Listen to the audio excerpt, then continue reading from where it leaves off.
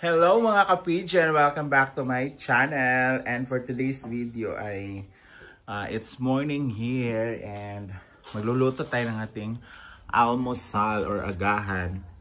Kasama na rin tong tanghalian kasi apat lang kami dito sa bahay. Si mother, si father, tsaka yung pamangkin ko, tas ako. And yung pamangkin ko nasa school pa. So, tatlo lang talaga kami. So, magluluto tayo. Kasi meron tayong leftover dito na fish. Ayan. Ano to? Inihaw na fish. Tapos, ang gusto ko masabaw. So, maglagay tayo ng miswa. So, misuhan natin to. Ayan, leftover. Kaya, may mga leftover kayo dyan. Huwag nyo itapon. Or huwag nyo ipakain sa aso. Kung kunti lang naman. Pero pag marami, pwede naman kayo mag-share, diba? So ito yung gagamitin nating panggisa. Kamatis, sibuyas, bawang. And of course, ito ang miswa. So tara, let's cook na. So nagpainit na tayo dito guys. So lalagyan na natin siya ng mantika. Ayan. Kanina ko pa kasi ito sinahalang kaya maano na siya.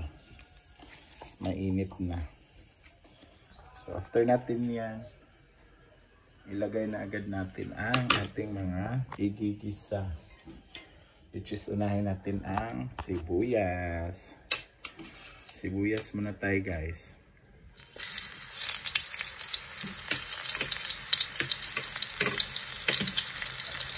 Naka-butane lang kami guys. Ang dami tayong butane kasi nga. Minsan nagkakahoy kami pag walang pag walang tawag nito, pag walang butane, kahoy. Dito lang. Tapos isunod na agad natin ang bawang. Bawang, kunti-kunti lang kasi kunti lang din naman yung lulutuin natin. And isunod natin ang tomato para mabilis siyang maluto. And overripe naman yung kamatis natin, so okay lang.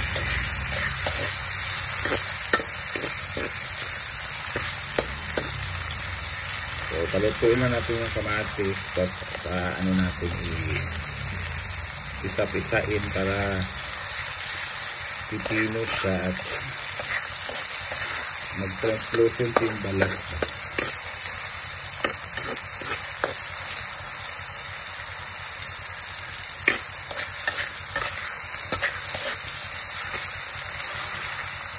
So, okay na yung kamatis at sibuyas, bawang. Isunod na natin ang ating leftover na isda.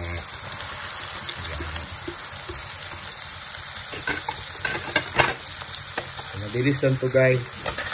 Recycle food kasi nga hindi naman masayang yung mga tira-tira natin. Kamahal ba naman ang bilihin ngayon gusto. Nagawa natin ang paraan yung para magamit pa siya.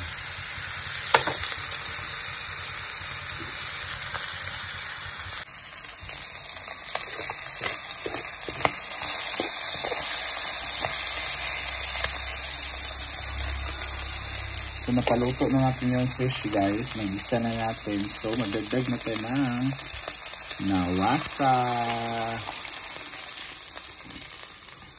Ayan. So antayin na lang natin siyang kumulo guys. Para ilunod na natin yan. Kunti lang yung ginawa ko kasi nga kunti lang naman din kami kakain. So antayin natin siyang kumulo at saka natin ilunod yung miswa. So ayun na guys, kumulo na yung pinakuluan natin and ilunod na natin yung mga miswa.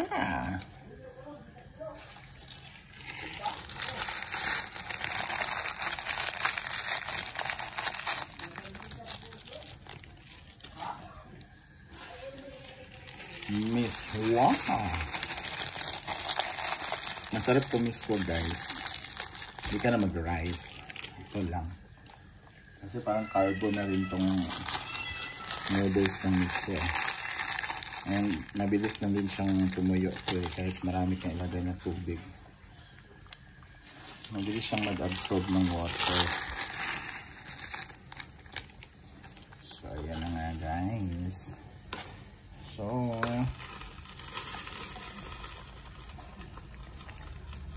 diba? Tama lang talaga yung 5 piraso yung nilagay ko kasi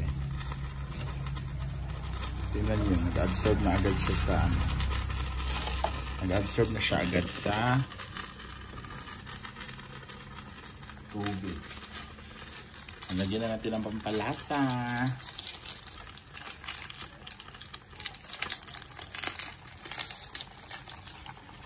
Para pag kumulo ng bonggang-bongga yan.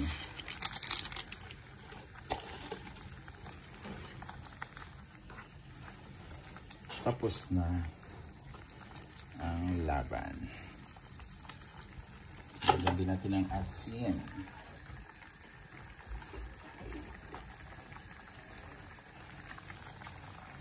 Konting asin lang. Kasi pag tikim natin. At saka maalat na kasi itong noodles ng misway. So, no need na marami pa.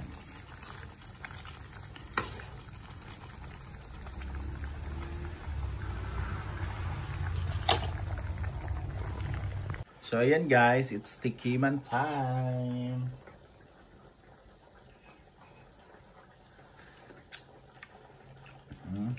Okay na yung lasa.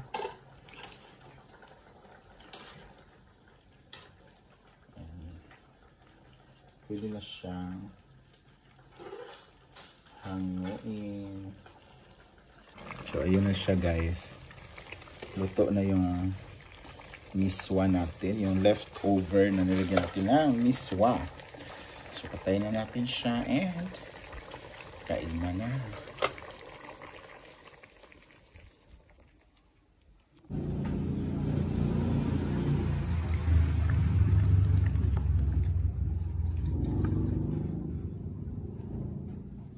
Since may dilis kami guys, so magsangag lang ako. Sinasangag ko siya kasi mas masarap yung sangag kaysa prito. So ayan. Yun pa rin sa kawali na yun. Dito natin siya isasangag yung dilis. Kasi masarap ko i-partner sa miswa. Diba? And malalaman mo tong luto na pag sinangag mo kasi magiging matigas siya. Ay ano ba yun? Crispy. So ganyan. Para even yung pagkaluto niya, ihiwalay mo siya.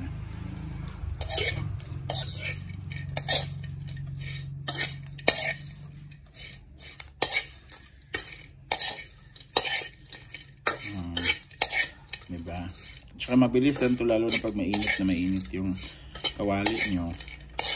Mabilis lang siya maluto kasi nga mainit na mainit.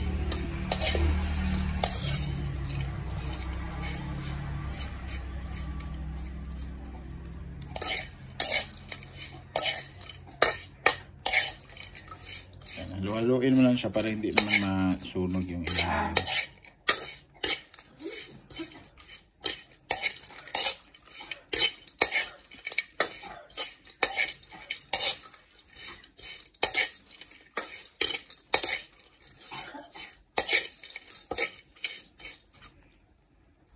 So, titikim ka ng isa kung okay na. Kulang pa.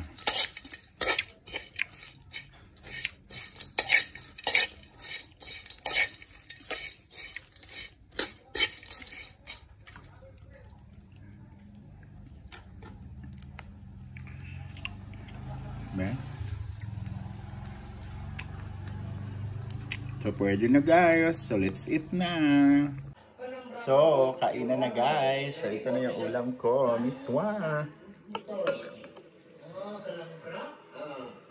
Tapos, yung dilis.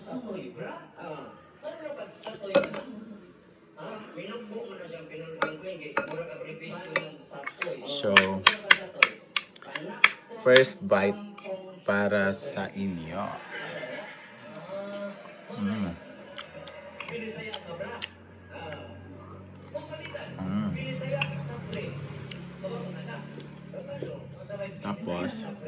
Dilis. Mm.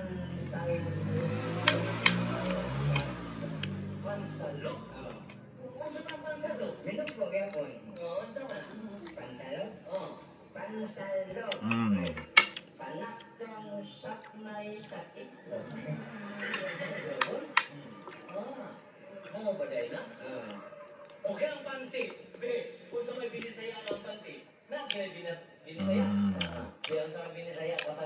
So ayun guys, kain muna ako and thank you so much for watching. See you on my next vlog. Bye!